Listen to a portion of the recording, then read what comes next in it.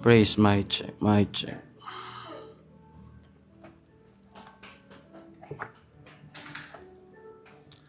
Sige po, start tayo ng ating Sunday School. Tayo muna po manalangin. Let's pray.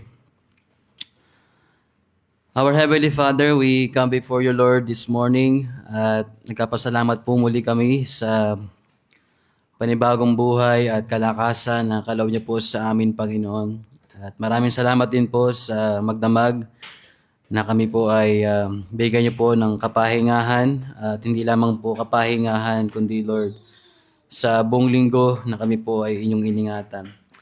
Salamat po, Panginoon, na patuloy po kayo na nagbibigay po sa amin ng biyaya na kami po ay magising sa bawat umaga at maging po sa araw na ito na kami po ay muling makapagsama-sama sa aming pong pananambahan, Panginoon. Salamat, Lord, sa buhay po ng bawat isa na patuloy niyo po na ginagamit, maging po sa mga naririto na patuloy niyo pong dinadala para makapakinig po ng iyong mga salita, Panginoon. Salamat po sa buhay ng mga tao na ginagamit ninyo sa lahat po ng inyong gawain, Panginoon. At maging po sa umagang ito, kami po ay nagpapasalamat sa natapos na pagtuturo ng mga bata. Salamat po, Panginoon, sa buhay ng mga batang ito. At maging kahapon at sa mga guro na ginamit din po ninyo, Panginoon, para may bahagi patuloy ang iyo pong mga salita. At maging po, Panginoon, sa umagang ito, kami rin po ay nagpapasalamat sapagkat minabuti niyo po, Panginoon, na yung aming pong mga kasamahan ay makapunta dito. Bagamat po yung iba po naming mga kasama ay nasa kanila pong pagbiyahe pa lamang, Panginoon. Dalangin po namin na ingatayo rin po sila at makasama rin po namin sa pananambahan sa umagang ito. At aming Amang Diyos, patuloy din po kami na humihingi ng tawad sa aming pong mga kahinaan at mga pagkukulang. Tunay nga, O Diyos, na wala po kaming pwedeng itago sa inyo sapagkat ang lahat po ng bagay ay lantad po sa iyong harapan. Lahat po ng mga bagay na aming ginawa o nagawa, Panginoon, sa lahat po ng bagay na aming pong naisip at mga bagay na nagawa namin na hindi kalugod-lugod sa inyo, ay patuloy po namin inihingi po ng tawad, Panginoon. At nagkapasalamat din po kami sapagkat alam po namin na ang lahat ng ito ay binayaran ng aming Panginoong Jesucristo sa krus ng Kalbaryo. 2,000 taon na po ang nakakaraan. At kami po ay patuloy na makalapit sa inyo, makahingi po ng tawad sa inyo at nakita po yung napakayaman po ninyong biyaya. Salamat po, Panginoon, sa lahat ng ito. At dalangin po namin sa aming pong pag-aaral sa umagang ito sa pagkapatuloy ng aming pong paksa tungkol sa mga marka ng isang malusog na simbahan. Ay nawa, Panginoon, ay patuloy kayo magkaloob sa amin ng pangunawa o karunungan na nagmumula po sa inyo. At maging po sa mga salita ninyo na aming pong binubuksan tungkol sa pag-aaral na ito, ay patuloy po din naming maunawaan, Panginoon. At nawa ang iyong banal na Espiritu ang patuloy na manguna po sa amin, Panginoon. At nagkapasalamat din po kami na meron po kaming bisita, si Tatay Baltasar. At dalangin po namin na Patuloy niya ring marinig ang mabuting balita ng kaligtasan sapagkat ito naman talaga yung kailangan namin sapagkat ang aming pinakamatinding problema ay hindi yung kahirapan sa buhay, hindi rin po yung karamdaman, hindi rin po yung pagkakaroon ng edad, kundi Lord, yung aming pinakamatinding problema ay yung aming pong mga kasalanan. At alam po namin, sa biyaya po ninyo, ito'y tinagpo ng aming Panginoon doon sa krus ng Kalbaryo. Na siya lamang ang kaya magbayad dito para magkaroon po kami ng kapatawaran at maayos po yung aming relasyon sa inyo. Salamat po Panginoon at maluwalhati po kayo sa amin pong pag-aaral sa umagang ito. Ito po ang aming samot dalangin sa matamis po na pangalan ng iyong bugtong na anak ng Panginoong Hesus.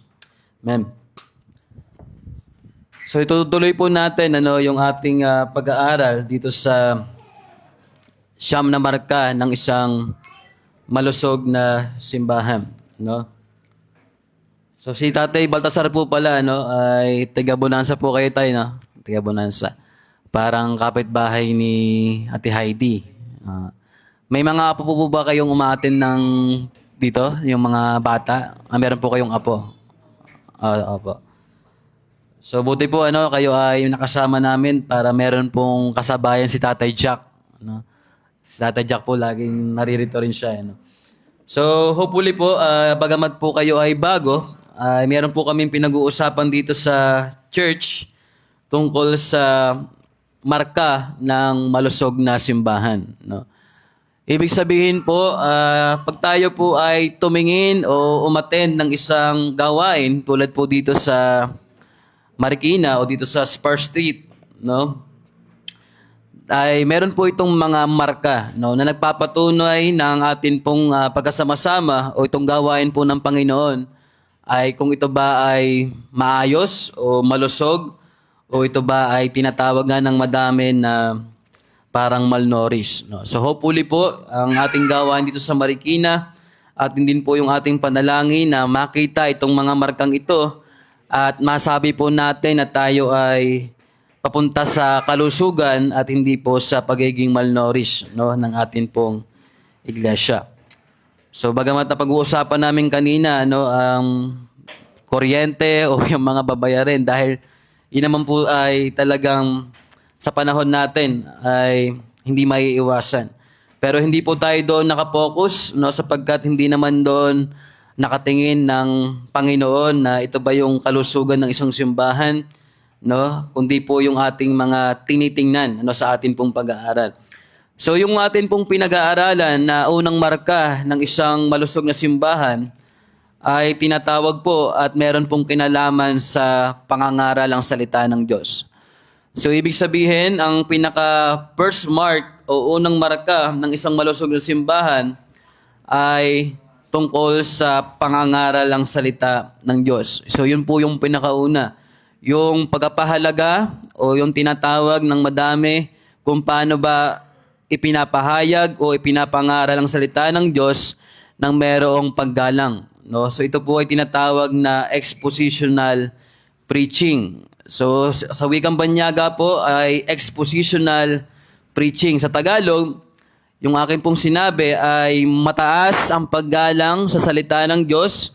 At ito po ay pinapangaral kung ano talaga ang sinasabi ng salita ng Panginoon. So yun po yung pinakaunang marka ng isang malusog na simbahan. At sa atin pong pagbabalik tanaw, ay meron po tayong mga subtopic tungkol dito sa pag-aaral na ito sapagkat ito po ay merong kinalaman sa salita ng Panginoon. So hindi lamang po yung ating laging hawak, no, na libro. So ang tawag po diyan ay Bible or Scripture o tinatawag nga na Biblia o salita ng Diyos.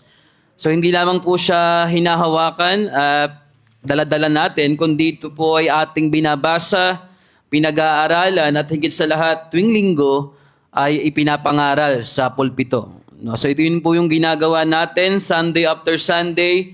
Tayo po ay nagbubukas ng Biblia, ating binabasa, pinapaliwanag at ito po ay ipinapangaral at hopefully po ay nauunawaan. So ibig sabihin po, malaki ang kinalaman ng salita ng Diyos sa isang malusog na simbahan. At yun po yung ating pinag-uusapan.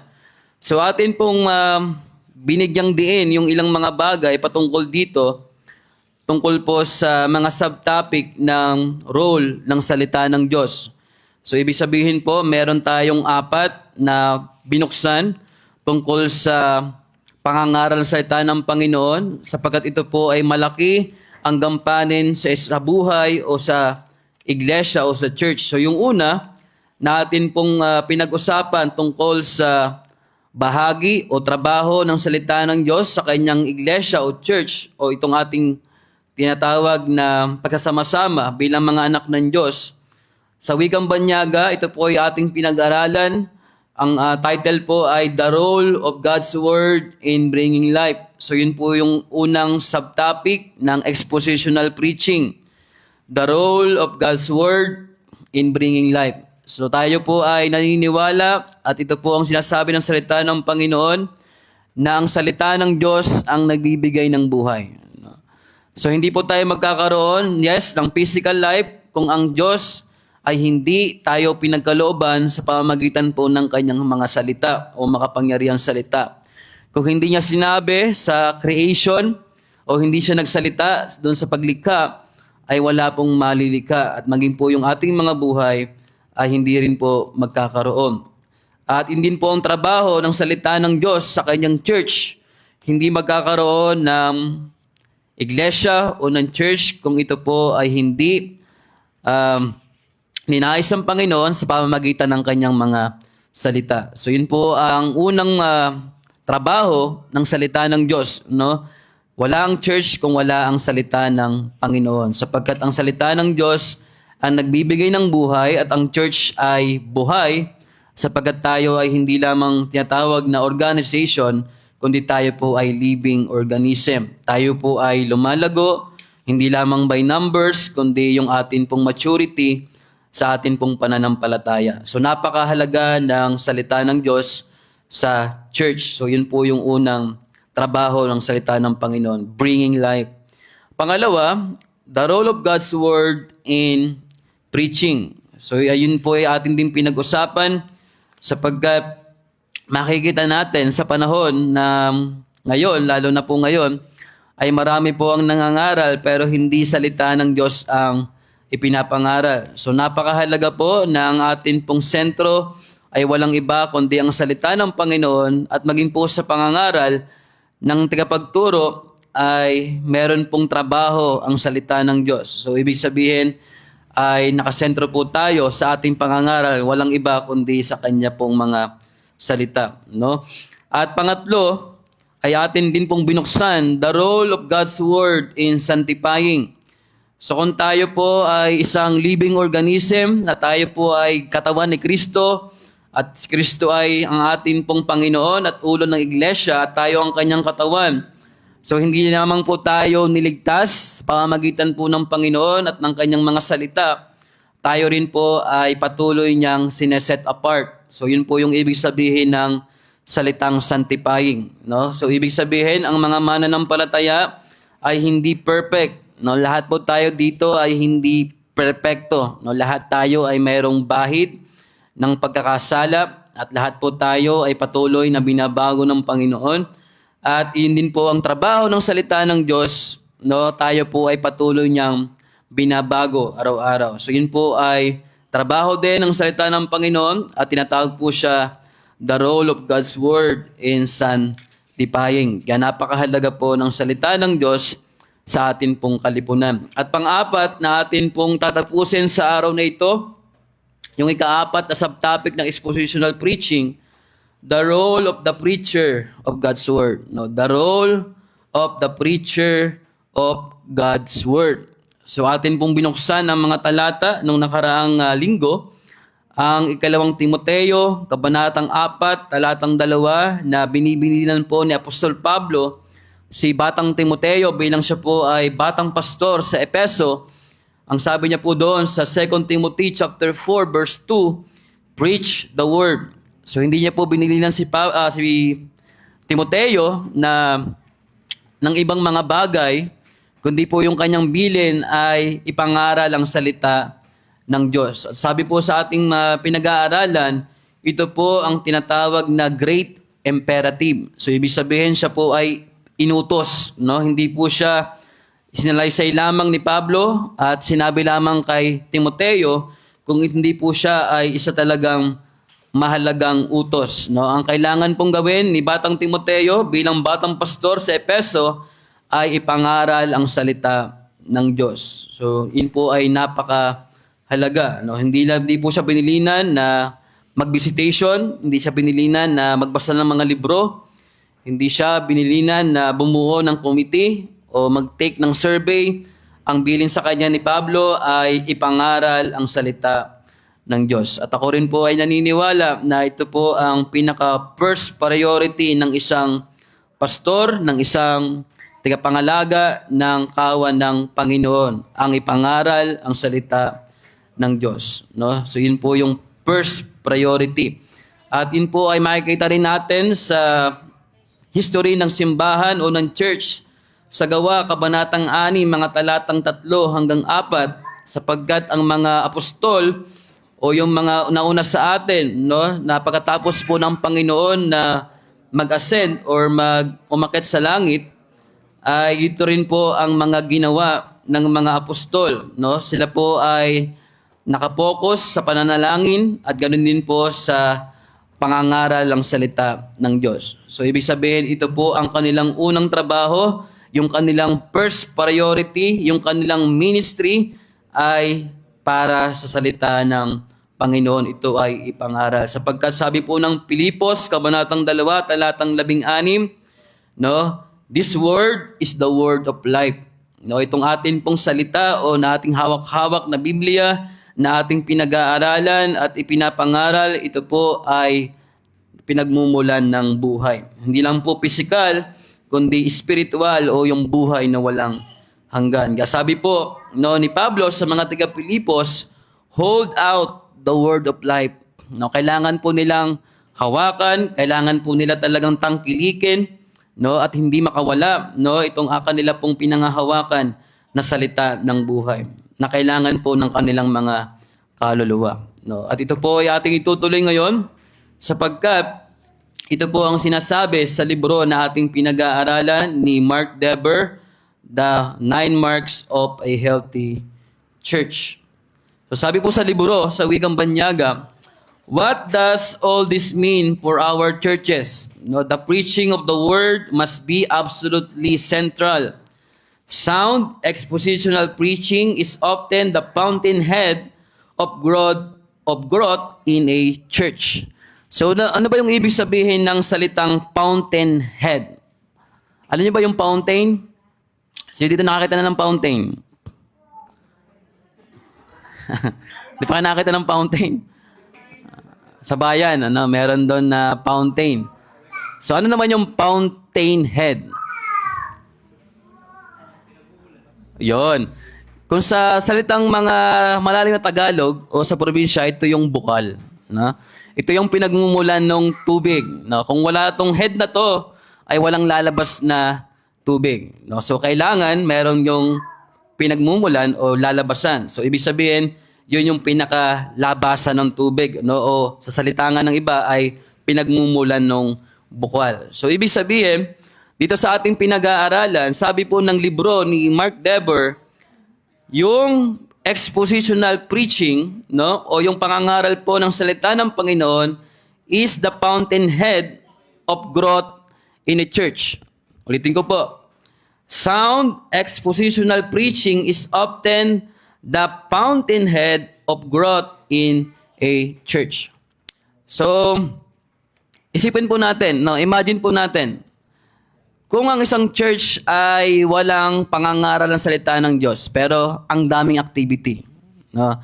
Merong camping, merong eating fellowship, no? Youth fellowship, pero walang pangangaral ng salita ng Diyos. Sa tingin nyo, lalago ba talaga yung church sa kanilang spiritual na buhay o by number lang? So, kumpero tayo fellowship, no?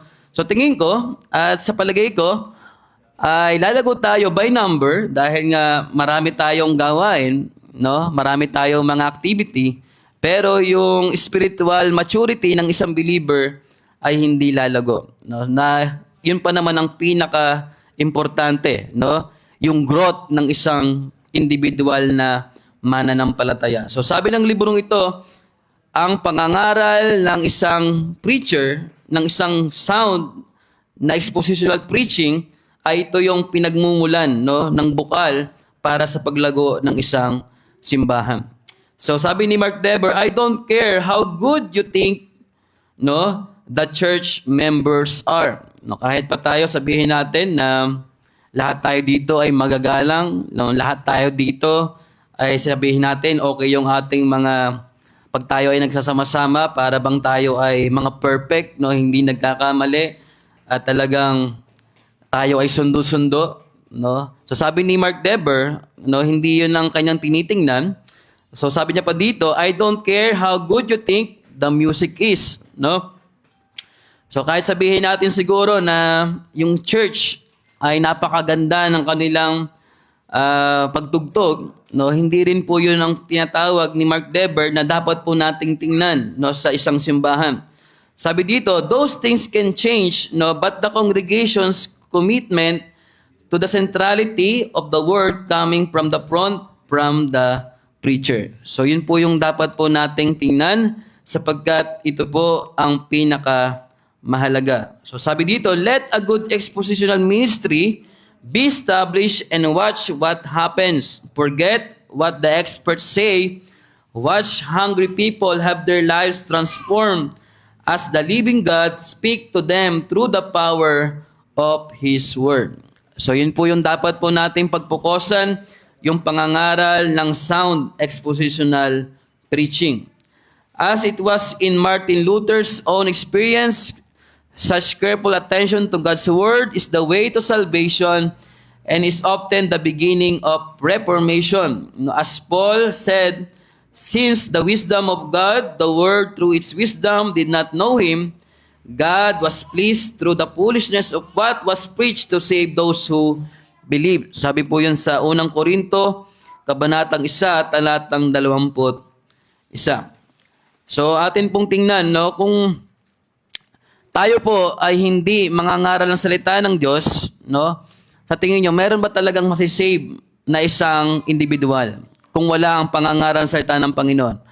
Without the gospel, sa tingin nyo po, meron ba talagang maliligtas?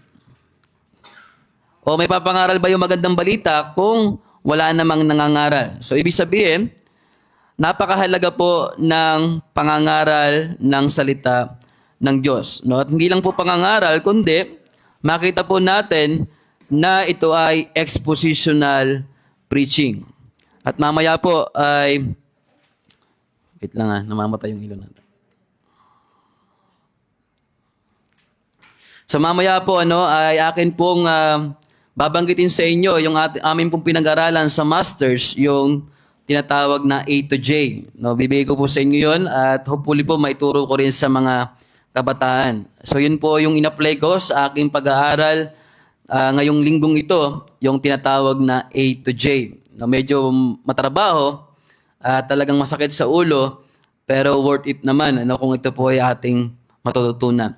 So sabi po ni Pablo sa unang Korinto, kabanatang 1, talatang 21, buksan po natin yung ating mga Biblia. 1 Corinthians chapter 1, verse 21. Unang Korinto, kabanatang 1, talatang 21.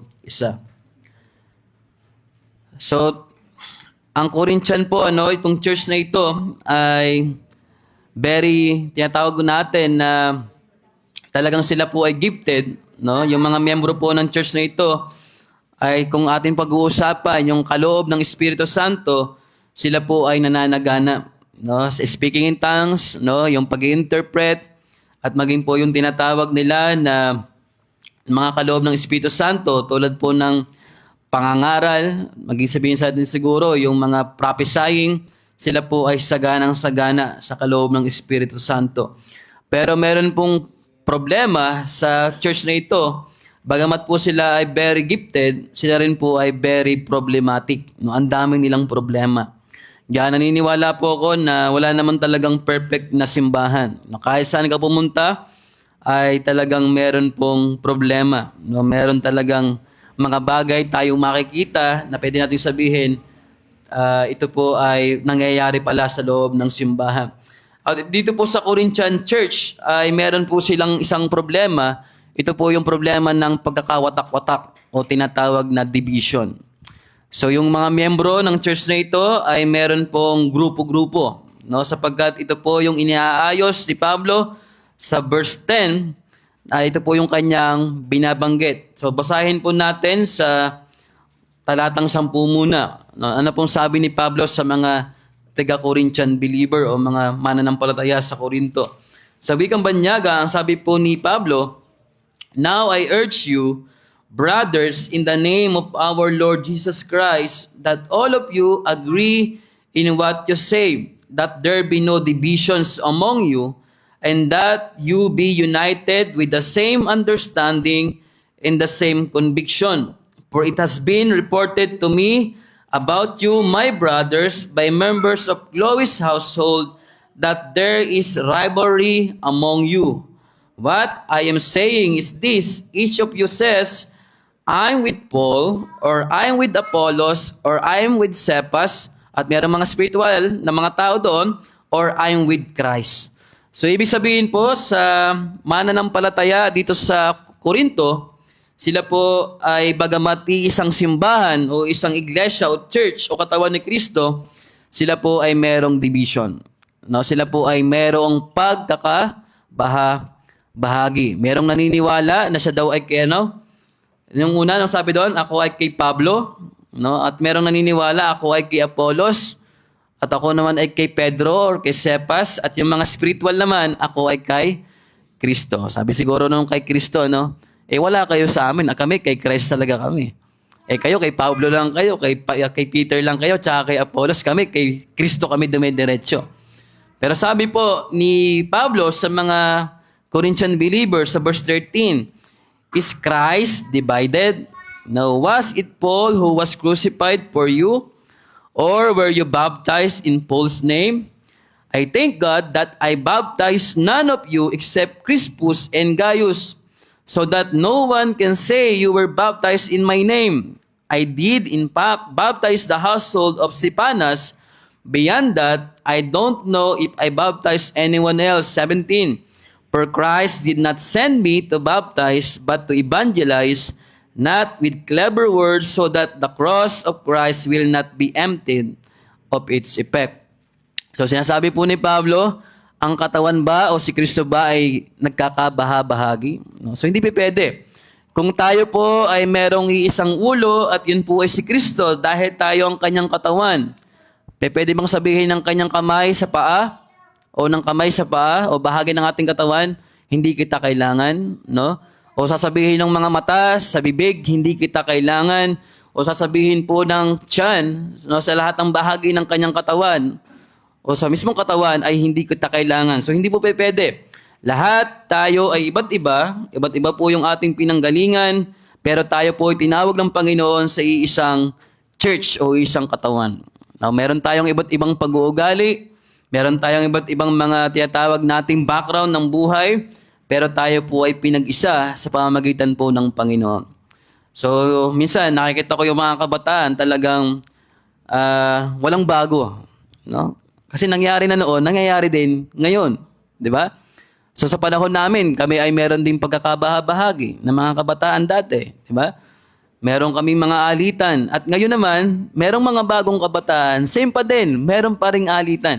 So hindi po siya nabago, no? Same pa din nung mga nangyari na dati. Bakit po? Kasi tayo ay magkakaiba. Iba-iba yung ating pinanggalingan. Pero, ito yung sinasabi ni Pablo, hindi dapat magkawatak-watak ang bahagi ng katawan ni Kristo. Bagamat tayo ay iba't iba ng pinanggalingan, ay kailangan po nating maging united dahil tayo ay kinahabagan ng Panginoon. At yun po yung sinasabi niya sa mga mananampalataya sa mga taga-Korinto.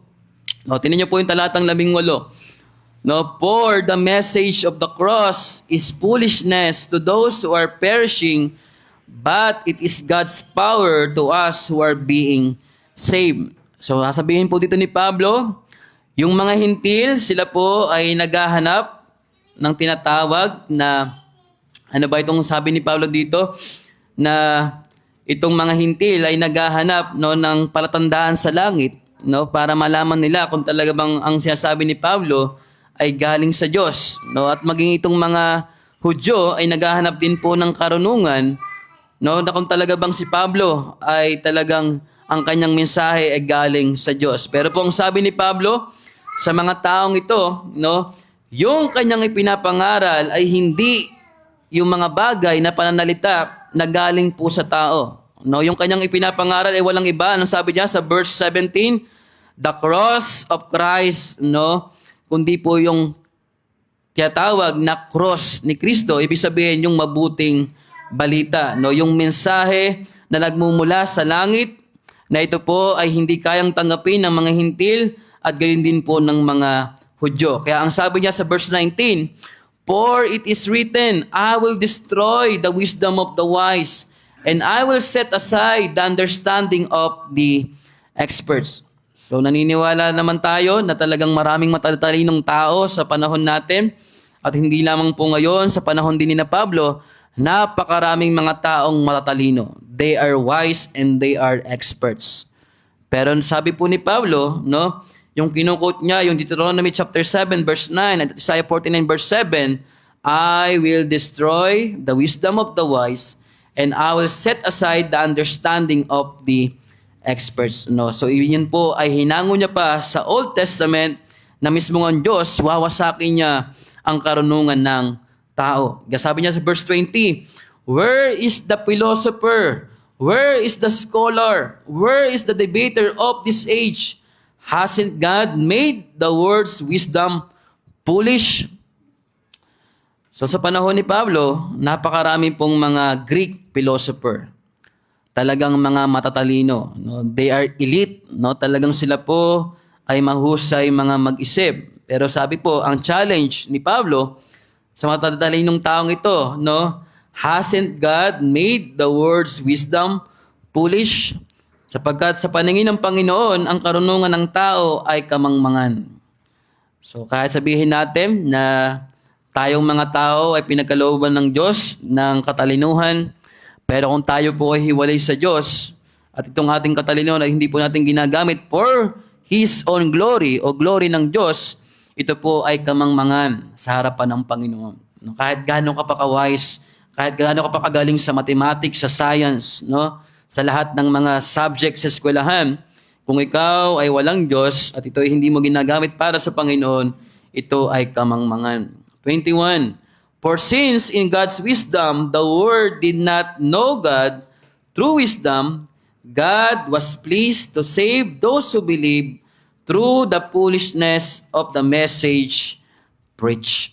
So makikita natin, yung pangangaral ng cross, no, sa mga hintil, sasabihin nila, akala ko ba Diyos si Kristo? Bakit ipinako niyo yung Diyos niyo sa cross? Di ba? Ang tingin po ng mga hintil doon ay kamangmangan, yung ginawa ng Diyos kay Kristo. Pero sabi ni Pablo, hindi ganon sa paningin ng Panginoon at lahat ng mga maliligtas at mga mananampalataya. Tingnan po, 22, for the Jews ask for signs and the Greeks seeks wisdom. Baliktad pala yung sabi ko kanina. But we preach Christ crucified, a stumbling block to the Jews and foolishness to the Gentiles. So ibig sabihin, kung ipapangaral mo sa mga Hudyo tungkol kay Kristo at sa mga hintil ang tungkol kay Kristo, yung kanyang kamatayan sa krus, ito po ay kamangmangan sa kanila. Pero sabi ni Paulo sa talatang 24, yet to those who are called, both Jews and Greeks, Christ is God's power and God's wisdom. Sino niyo po yet to those who are called. Sino kaya yung mga tinawag na yon? Yung mga mananampalataya. Ikaw man ay Hudyo, ikaw man ay isang hintil, pero ikaw ay tinawag ng Diyos para sa kaligtasan. Sabi, si Kristo ang kapangyarihan ng Diyos at ang karunungan ng Diyos. So yun po yung ipinapangaral natin, no? Si Kristo ay namatay sa krus ng Kalbaryo para bayaran ang ating mga kasalanan na hindi po natin kayang bayaran. So kung ikaw ay hindi mananampalataya, sabihin mo, ito ay isang kamangmangan. No, ito ay hindi kapanipaniwala. No, ito ay isang kabalintunaan. No? So ibig sabihin, yun po ay pwedeng sabihin ng mga unbelievers, pero tayong mga mananampalataya, si Kristo ang kapangyarihan ng Diyos at ang karunungan ng Diyos. So kung naalala niyo po, ang sabi sa Roma, Kabanatang 1, talatang 16, ano pong binabanggit doon? Anong sabi ni Pablo? Hindi ko ikinahihiya ang alin. Ang gospel o ang mabuting balita, bakit? Ito ang alin? Kapangyarihan ng Diyos para saan? Sa kaligtasan ng mga mananampalataya o maniniwala. So ibig sabihin po, yun ang ating pinapangaral, walang iba kundi ang mabuting balita ng kaligtasan. So imagine po natin, ating pong italon dun sa libro. Kung sinasabi po ni Mark Dever, kung yung ating pangangaral ay hindi ang salita ng Diyos, tulad po ng ginawa ni Pablo, tingin nyo, meron kayang maliligtas? Naririyan kaya kayo, nandito ako sa unahan at nangangaral kung hindi ko narinig ang magandang balita. So ibig sabihin, kung walang pangangaral ng sound teaching or preaching, walang maliligtas. Wala pong makakarinig kung ano talaga ang tinig o sinasabi ng salita ng Panginoon kung tayo po ay hindi nakapokus ang atin pong gawain sa pangangaral ng salita ng Panginoon. Kasi sabi po ng Deuteronomy chapter 8 verse 3, Man does not live on bread alone, but on every word that comes from the mouth of the Lord. I will repeat po. Ulitin ko, sabi po ng Deuteronomy, Kabanatang 8, talatang 3, Man does not live on bread alone, but on every word that comes from the mouth of the Lord. At tinan niyo po, ang sabi sa librong ito, we say that we believe the Bible is actually God's Word. God speaking to us, and yet, tinan nyo so often we ignore it and set aside and refuse to give time to thinking about it. Instead, our lives are absorbed by things such as going out to dinner with a friend, watching Netflix, hindi may mga Netflix sa kanilang mga gadgets o cellphone, or reading books other than the Bible. Ulitin ko po, ito po ay talagang napapanahon. Sabi po ni Mark Dever, we say that we believe the Bible is actually God's Word. So lahat naman siguro ng mananampalataya at tayo naririto ay naniniwala tayo na ang Biblia ay talagang salita ng Diyos. Pero sabi niya dito, no? And yet, so often we ignore and set aside and refuse to give time to thinking about it. Anong ibig niyang sabihin? Bagamat alam natin na ang Biblia ang salita ng Diyos, pero tayo ay bombarded ng mga makamundong bagay. Hindi natin iniisip, hindi tayo nakapokus sa salita ng Diyos. Anong sabi dito? Instead, our lives are absorbed by things such as going out to dinner, yung mga mahilig kumain sa labas with a friend, kaysa magbasa ng Bible, watching Netflix. Siguro dito, mas marami yung oras at panahon sa panonood ng mga movies kaysa pagbubuklat ng Biblia. No? Lalo sa Facebook ngayon, di ba? Merong nakita yung asawa ko na parang AI movie na makikita mo sa Facebook. Pag binirose mo, pag pinindot mo, panonoorin ka ng konti, pero mamaya ikakat at kailangan mo magbayad. So siya, hindi, kailangan kong mapanood to, mag-research ako sa ibang mga site, baka meron tong karuktong. So naubos na yung oras mo doon, no? Ang iba naman ay yung tinatawag na bookworm na mahilig magbasa ng libro kaysa Bible yung kanilang binabasa. So ibig sabihin, sabi ni Mark Dever, none of those things are bad. Hindi naman masama. But what does it mean when we say that the Bible is the Word of God? It means that we must hear it and heed it. No? So kung tayo po ay nagbibigay ng oras sa mga bagay sa mundong ito, pero higit sa lahat, kung talagang tayo po ay mananampalataya, magkaroon po tayo ng mas mahabang oras sa pagbabasa, pag-aaral, at pakikinig ng salita ng Diyos. So mag-aminan po tayo. No? Mamaya pag uwi, no? Ano kaya yung ating gagawin? Bukas, sa Martes, sa Miyerkules, Huwebes, Biyernes, Sabado. Sige, iyan na natin yung Wednesday kasi meron tayong prayer meeting. Nakakapagbasa tayo ng Bible doon at nakakapakinig at makakapag-aral. Pero pag nasa bahay po tayo, ano kaya yung ating mas mahabang oras? O yung bagay na ginagawa po natin na mas mahabang oras po yung binibigay natin? Lalo sa mga nasa tahanan. Siguro yung mga nagtatrabaho, syempre, automatic yung trabaho. Pero dapat pa rin, meron tayong panahon sa salita ng Panginoon. Okay? So tuloy po natin dito, tatapusin ko po siya.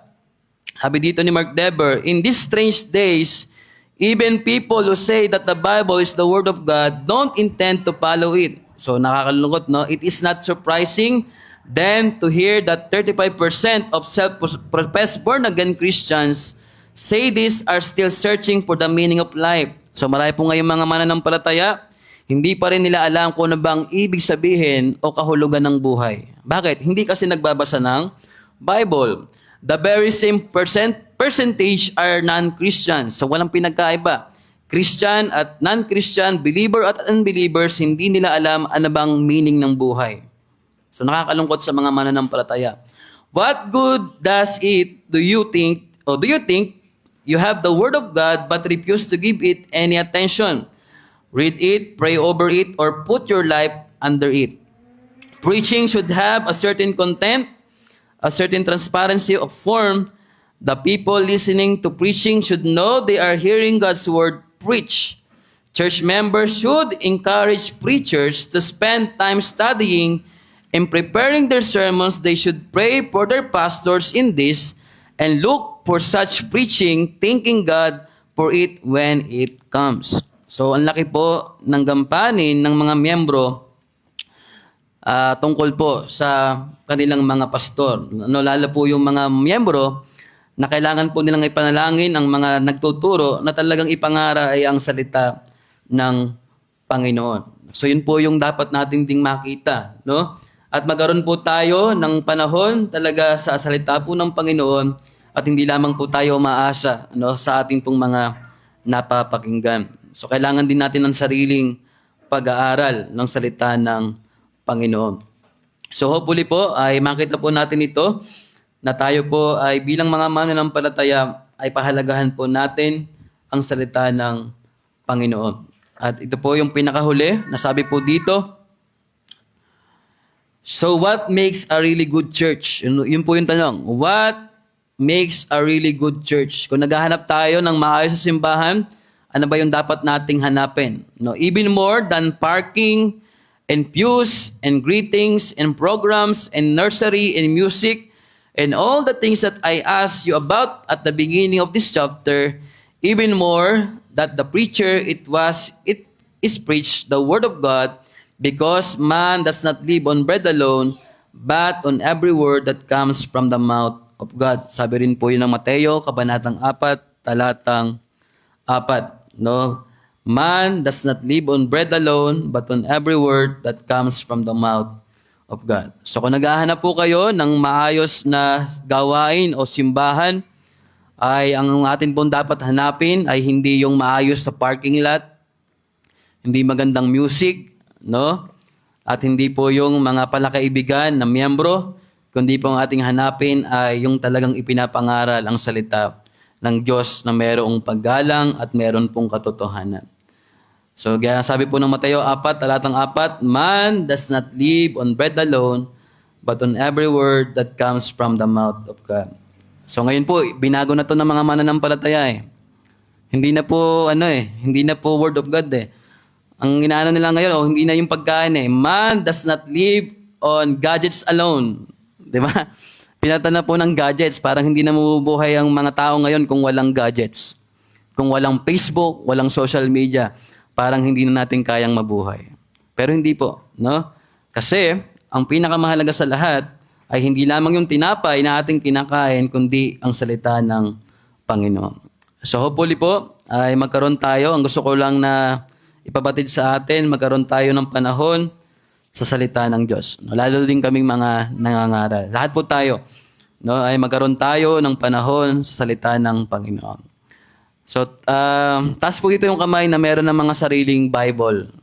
Hindi lamang po sa cellphone. Meron talagang physical Bible. 1, 2, 3, 4, 5, 6, 7, 8. 8. So, 8 lang po ang may sariling physical Bible. Sa mga cellphone po ninyo, meron ba kayong mga Bible or application? Siguro naman lahat meron. O, ito naman yung pangatlong tanong. Yung physical Bible ba natin tsaka yung application na Bible natin sa cellphone, binabasa ba? Yes, Pastor. Pag Sunday kaya, binabasa namin. No. Pag Wednesday, di ba? Pag may fellowship tayo, binabasa.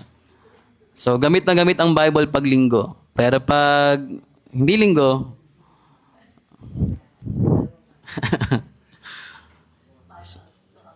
so hopefully po ay basahin natin ang ating mga Biblia. At yung ating din pong pangangaral, pag-pray niyo po kaming mga tagapagturo na talagang maging masipag po kami. So kami rin naman po ay nakakaramdam ng pagod. Kailangan din po namin ng inyong panalangin. Okay? So tayo po ay mananalangin. So di ko alam kung may darating pa na ating ibang mga kasamahan. So si Brother Reynold tsaka si Lorraine ay hindi po makaka-attend dahil si Lorraine po ay na-graduate ata kahapon, napagod, no, parang masama pakiramdam. Tapos si Reynold naman ay hindi pinayagan umabsent ngayon dahil umabsent siya kahapon. So parang pinagpalit yung araw. So pagpray natin sila at si Ate Alex po ay nasa probinsya pa po, no? Nasa province pa sila. Bicol po ba? Sa Bicol na, no? Sige po, tayo po ay mananalangin. Meron ba kayong question o meron kayong karagdagan tungkol po sa ating pinag-aaralan? Meron po ba? Ang tanong? Puro tayong kabataan na. Puro kabataan yung ano natin. May question kayo? Tanong po. Dave.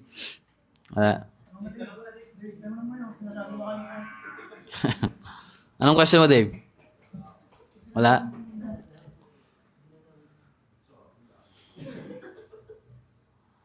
Jenna, may tanong ka? Bern, kamusta? Okay na?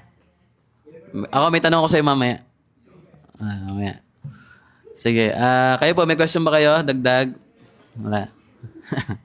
Sige, kung wala naman, manalangin po tayo. Let's pray.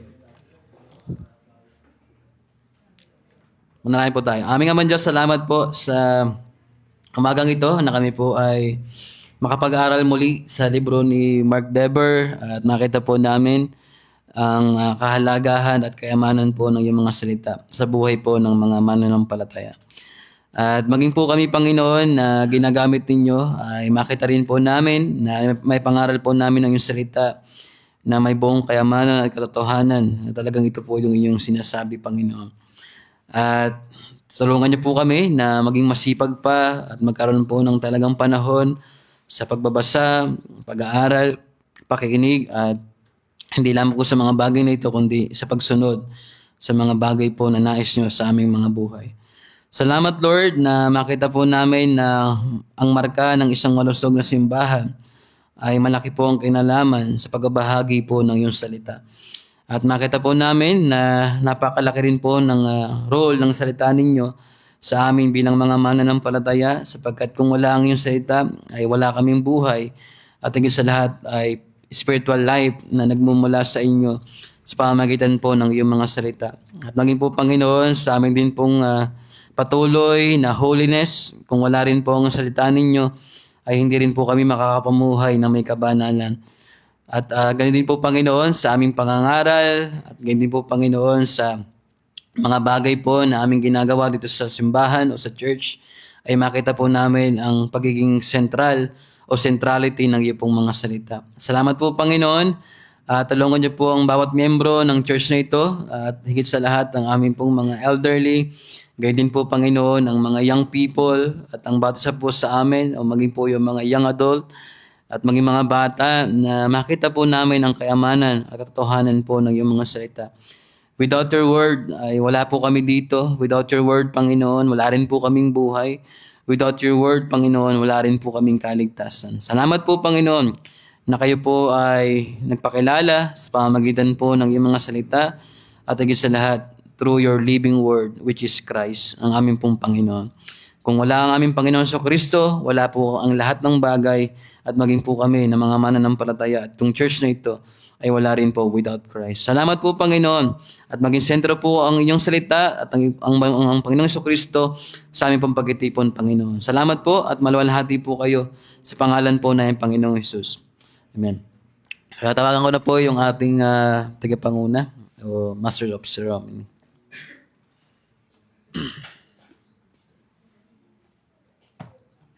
A blessed Sunday po sa bawat isa. Tayo po ay magsisimula na sa ikalawang bahagi ng ating gawain. Bago po tayo magsimula, welcome po kay Tatay Baltasar Siguan. Sana po makasama po namin kayo next Sunday. Paalala lang po, bago tayo magsimula, ating pong punuin muna ang mga upuan sa harapan. Iwasan po ang paglabas hanggat maaari. Pakihinaan po ang ating mga telepono. Ito po ay para makapakinig po tayo ng maayos sa mensahe ng Panginoon. Para po sa mga pabalita, ito po ang weekly activities ng ating simbahan. Prayer Fellowship every Wednesday, 7:30 p.m. Youth Discipleship every other Sunday. Children Evangelism every Saturday at 4 p.m. Children's Sunday School, 8 to 9 a.m. Adult Sunday School, 9 to 9:30 a.m. At Sunday Worship Service, 9:30 a.m.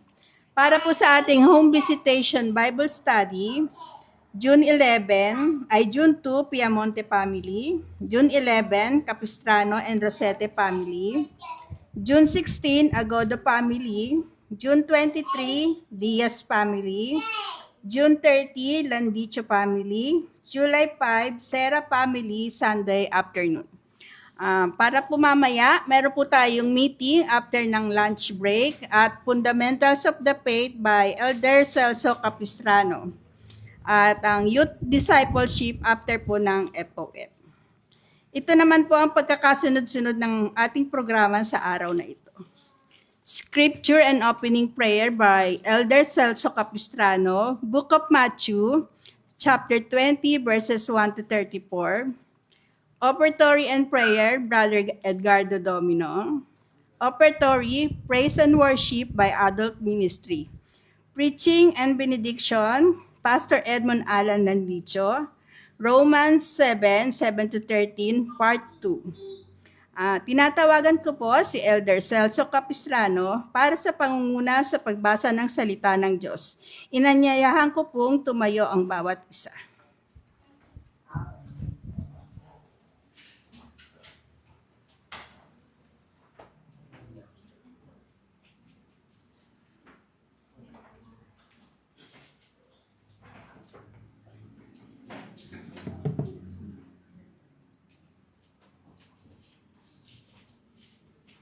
Medyo kulang na yung kopya natin, ano? Yung kopya natin ng Bible ay nababawasan. Tama ba?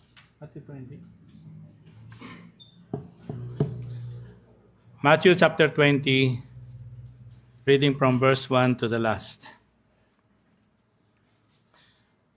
Basahin po natin ito ng tugunan at sa huli tayo po ay sama-samang magbabasa.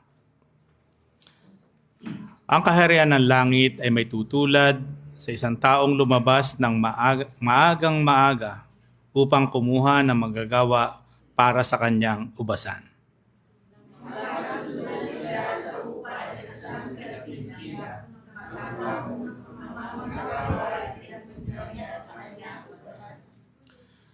Lumabas siyang muli ng mag-aalas 9 ng umaga at nakakita siya ng iba pang tatayo-tayo lamang sa palengke.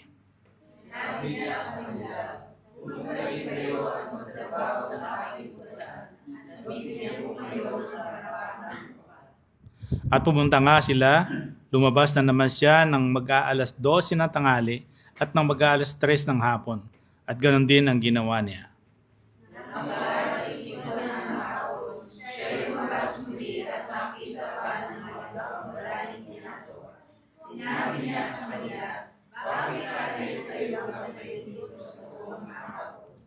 Wala po kasing magbigay sa amin ng trabaho, sagot nila. Kaya't sinabi niya, kung gayon, pumunta rin kayo sa aking ubasan.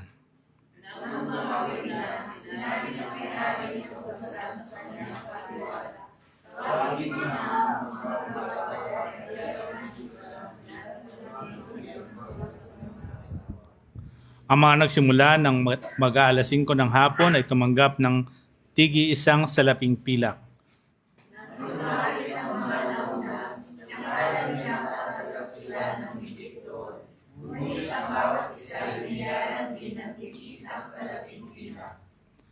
Na magkagayoy nagreklamo sila sa may-ari ng ubasan.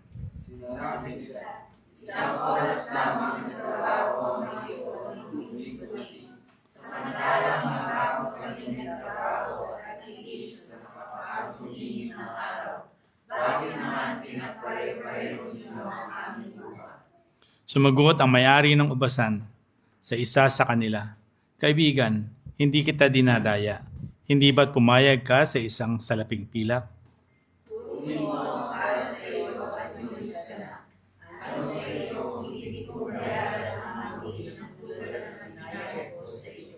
Wala ba akong karapatang gawin sa ari-arian ko kung ang aking maibigan? Kayo ba'y naiinggit dahil ako'y nagmamaganda ang loob sa iba?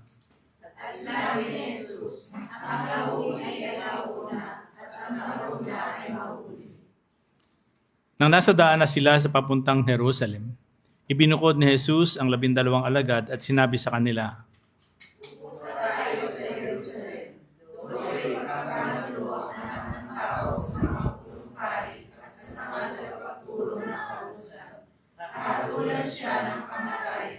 at ibibigay sa mga hintil. Siya ay kukutyain, hahagupitin at ipapako sa krus. Ngunit muli siyang bubuhayin ng Diyos sa 3 araw.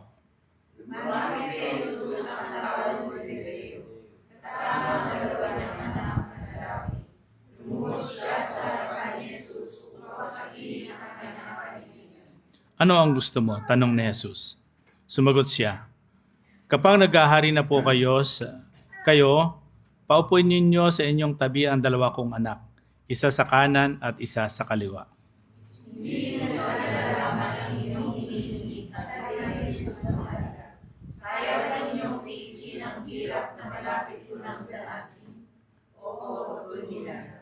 At sinabi ni Jesus, "Daranasin nga ninyo ang hirap na titiisin ko.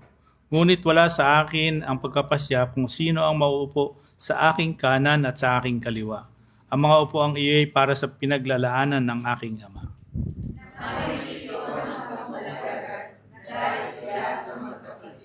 Dahil dito, pinalapit ni Jesus ang kanyang mga alagad at sinabi sa kanila, "Alam ninyo ang mga pinuno ng mga hintil ay tinataas ang kanilang sarili bilang mga Panginoon sa kanila, at ang kagustuhan ng mga nasa kapangyarihan ang siyang nasusunod.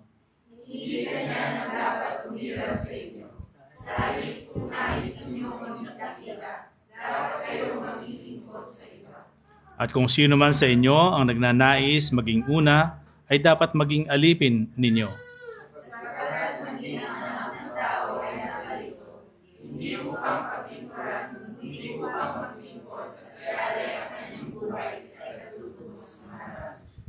Pagkaalis nila sa Jericho, si Jesus ay sinundan ng napakaraming tao.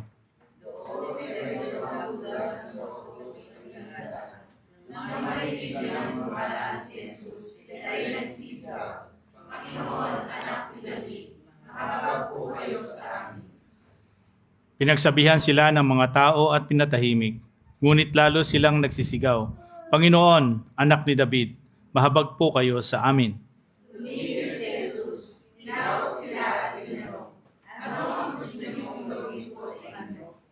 Sumagot sila, "Panginoon, gusto po naming makakita." Nahabag si Jesus sa kanila at hinipo ang kanilang mga mata.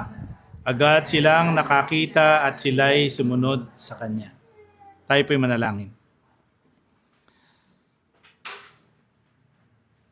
Panginoon, tunay na maganda ang inyong kalooban. Tunay na ang inyong bayaya ay sapat sa lahat ng pangangailangan ng inyong mga anak. Hindi lamang sa inyong mga tinawag o piniling mga anak, kung hindi pati na rin sa mga tao ng sanlibutan.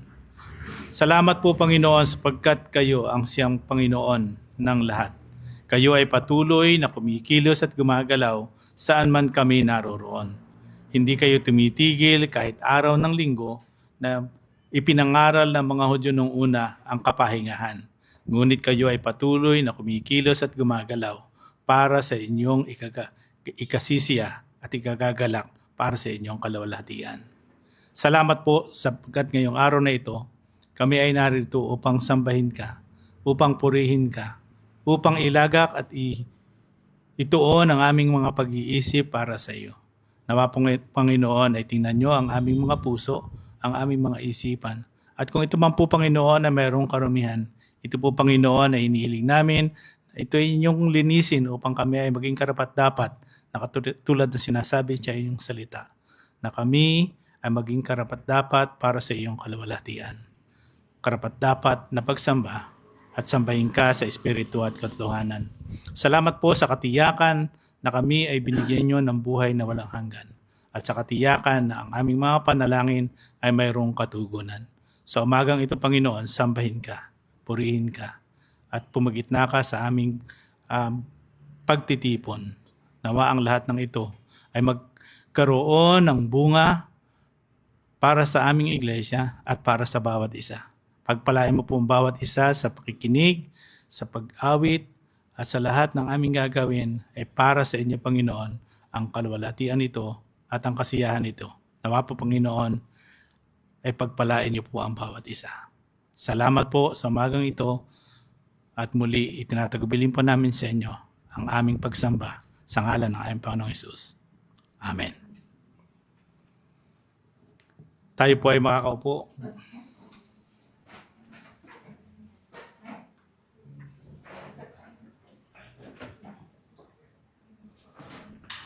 Ako po ibabasa sa mga Hebreo 13, Kabanatang 15. Kaya't lagi tayong mag-alay ng papuri bilang handog sa Diyos sa pamagitan ni Jesus. Papuring mula sa ating mga labi na nagpapahayag ng ating pagkilala sa Kanyang pangalan. At huwag nating kaligtaan ang paggawa ng mabuti at ang pagtulong sa kapwa, sapagkat iyan ang alay na kinalulugdan ng Diyos. Tayo po'y manalangin. Manalangin natin ang mga kaloob. Dakilang Diyos, maraming salamat sa umagang itong muli naming nakarating dito sa bahay sambahan. Dinalangin po namin na mga wala rito ay nasa mabuti silang kalagayan. At sa mga darating pa, ingatan niyo po sila. Maraming salamat sa isang linggong nakalipas sa mga biyayang kaloob. Dinalangin namin ang mga kaloob namin sa araw na ito na magamit sa simbahan ng maayos. Maraming salamat sa iyo sa kalakasan na ibibigay mo pa sa loob ng isang linggong darating. Ito po ang aking samot dalangin sa matamis na pangalan ni Jesus. Amen.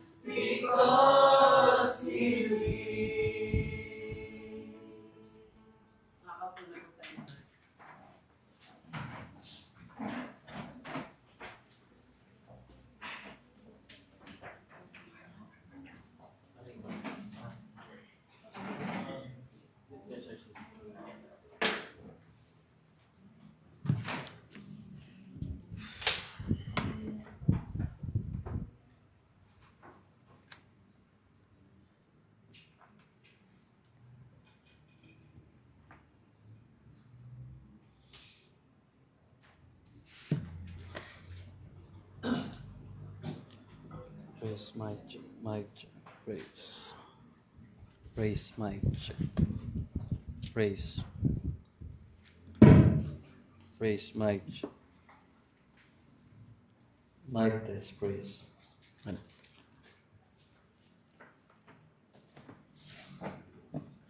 Sige po, magandang umaga po ulit sa atin at buksan po natin ang ating mga Biblia sa pagkapatuloy ng ating pag-aaral sa libro ng Roma. Roma, Kabanatang 7, mga talatang 7 hanggang 13. Romans chapter 7, verse 7 hanggang 13. Roma, Kabanatang 7, mga talatang 7 hanggang 13. Sa wikang Banyaga po ay Romans chapter 7, verse 7 through 13. So basahin muna po natin sa wikang Tagalog at mamaya po sa wikang Banyaga. Ito po ang salita ng Panginoon sa sulat ni Pablo sa mga taga-Roma. Roma, Kabanatang 7, talatang 7 hanggang 13. Ang ibig bang sabihin nito ay ang kautusan ay masama? Hindi. Kaya lamang, kundi dahil sa kautusan ay hindi ko sana nalaman kung ano ang kasalanan. Hindi ko sana nalaman kung paano pagnasaan ang pag-aari ng iba kung hindi sinabi ng kautusan, huwag mong pagnasaan ang pag-aari ng iba. Ngunit dahil sa utos, ang loob ko'y pinukaw ng kasalanan sa lahat ng uri ng kasakiman, sapagkat walang kasalanan kung walang kautusan. Noong una, namuhay ako ng walang kautusan, subalit nang dumating ang utos, nabuhay ang kasalanan at ako'y namatay. Ang utos sa dapat sana magdulot sa akin ng buhay ay siyang nagdulot sa akin ng kamatayan, sapagkat kinasangkapan ng kasalanan ng utos upang ako'y dayain, at sa gayon ay napatay nga ako ng kasalanan. Kaya nga ang kautusan ay banal at ang bawat utos ay banal, matuwid at mabuti. Ang ibig bang sabihin nito ay nagdulot sa akin ng kamatayan ang mabuting bagay? Hindi. Ang kasalanan ang pumatay sa akin sa pamamagitan ng mabuting bagay.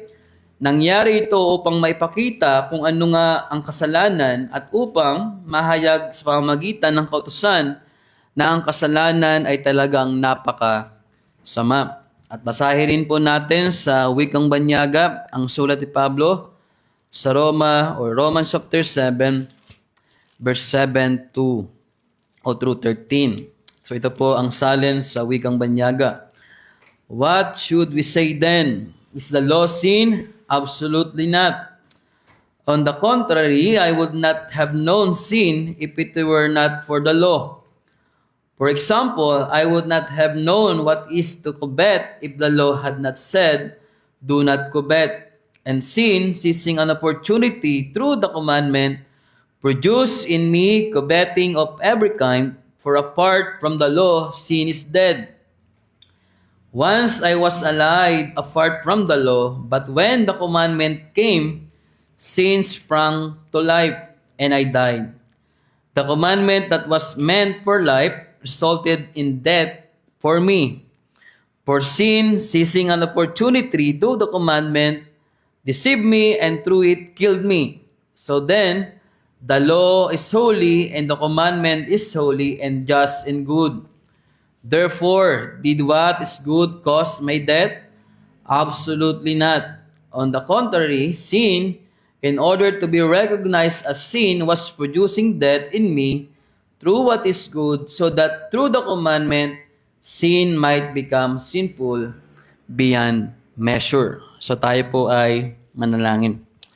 Our Heavenly Father, salamat pong muli sa umagang ito at sa amin pong mga inawit, Panginoon. Tunay nga o Diyos na dahil po kayo ay buhay o kayo po ay nabuhay mula sa mga patay, ay kami po ay merong pag-asa at kaya pong harapin namin ang bawat umaga, ang bawat bukas sapagkat alam po namin na yung pag-asa po namin ay nagmumula po sa inyo.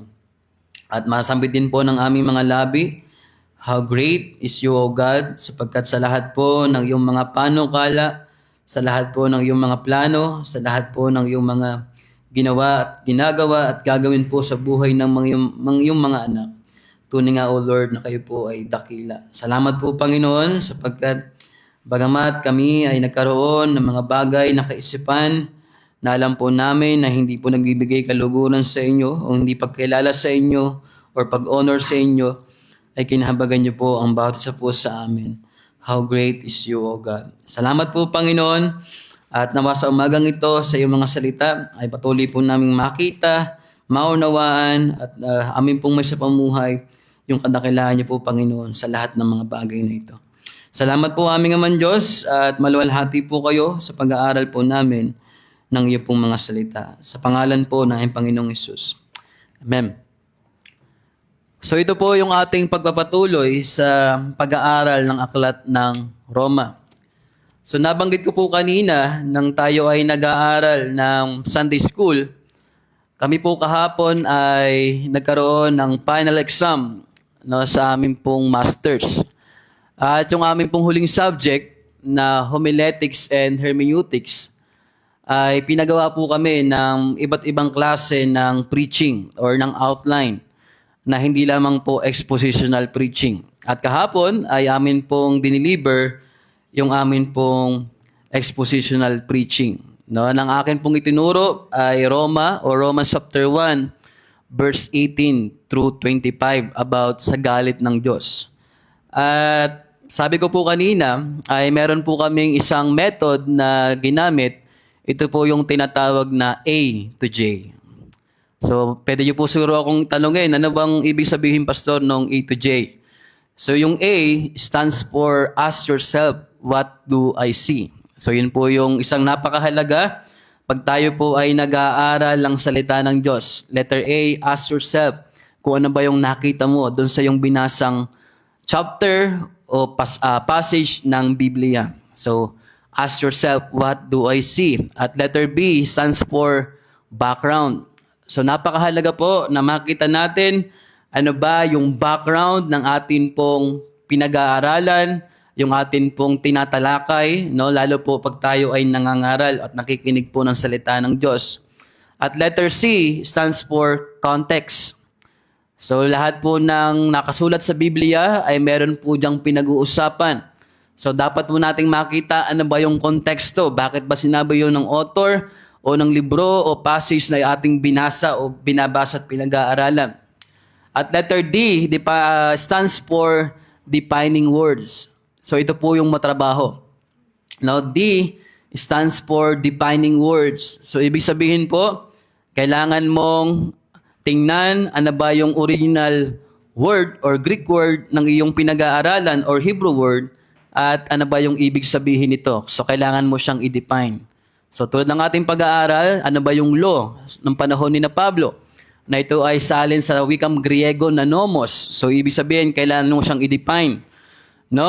And letter E ay explicit references. So saan ko ba makikita na ito ay pinag-uusapan din sa ilang bahagi o ibang bahagi ng Biblia? So ibig sabihin, titingnan mo ngayon yung ibang mga references sa Biblia na merong kinalaman doon sa tema o pinag-uusapan ng iyong passage. At letter F ay formal translation. So yung Biblia po natin o mga Bible natin, meron pong iba't ibang translation.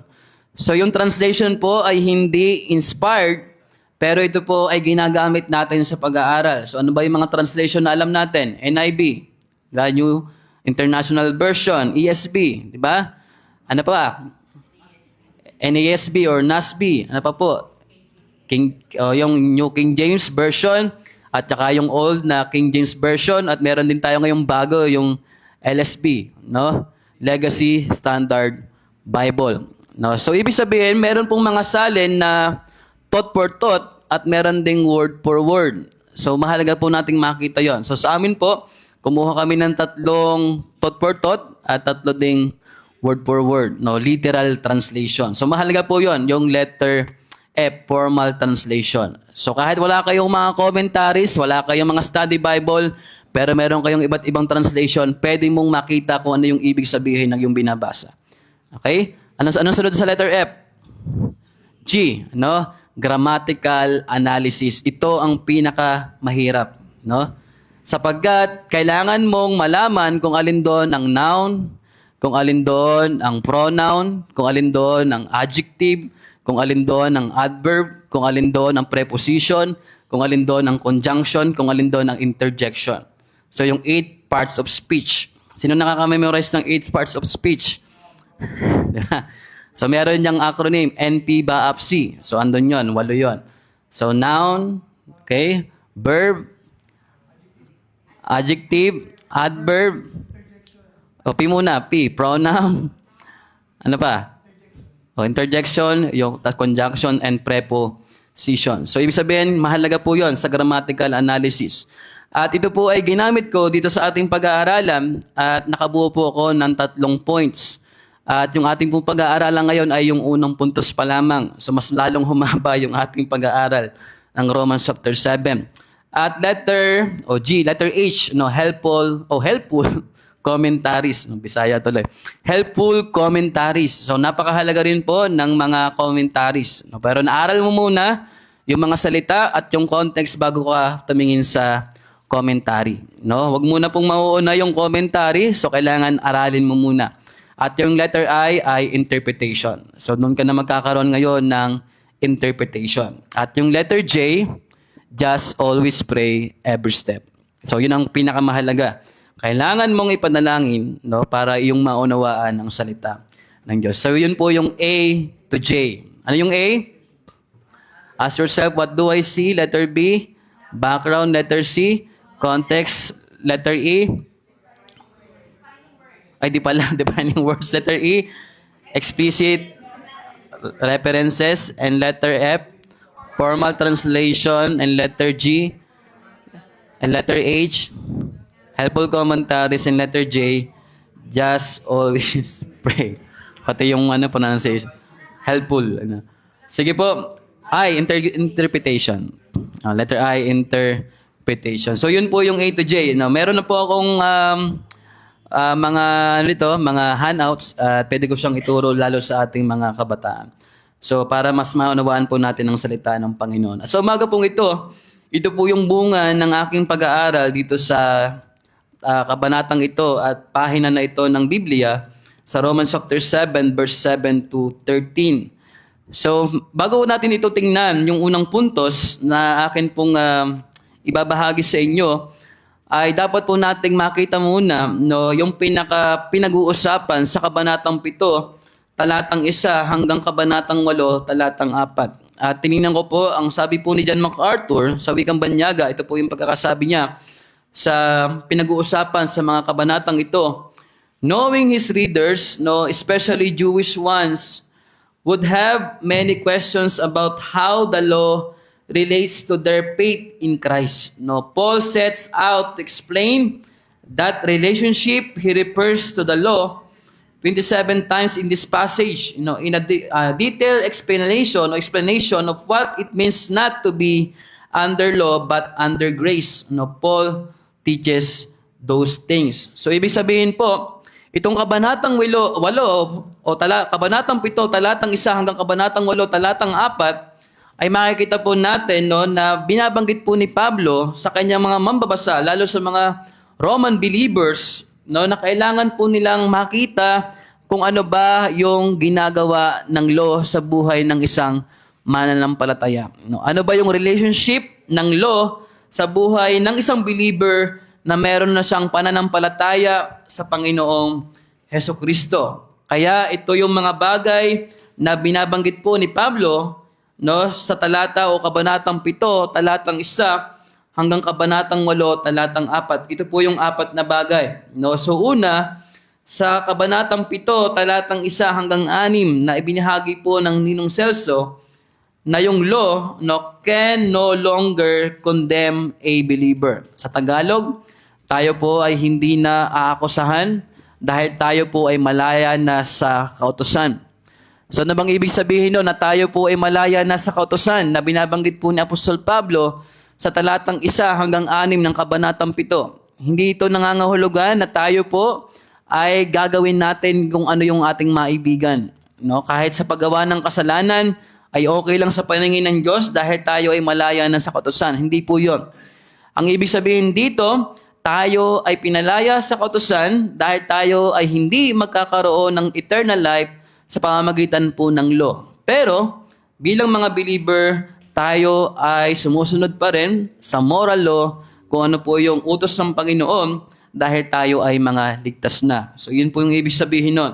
Na tayo ay malaya na sa kautusan. At sabi nga ni Pablo, the law can no longer condemn a believer. Sa Kabanatang 7, talatang 1 hanggang 6. At ikalawa po, itong ating passage o pinag-uusapan sa araw na ito o pag-uusapan natin this day, na atin po itong sinimulan last Sunday, ikalawa po, ito yung ibig sabihin, it convicts unbeliever and believers of sin. So, ibig sabihin po yung Kabanatang 7, talatang 7 hanggang 13, kung yung law ay hindi po tayo kayang i-condemn dahil tayo ay malaya na sa law, pero ikalawa, yung law, yung trabaho niya, tayo po ay i-convict sa ating pong mga kasalanan. Ano ba yung ibig sabihin ng salitang convict? Ibig sabihin, to convince or make someone aware of their sin and guilt before God. So, nagiging aware po tayo.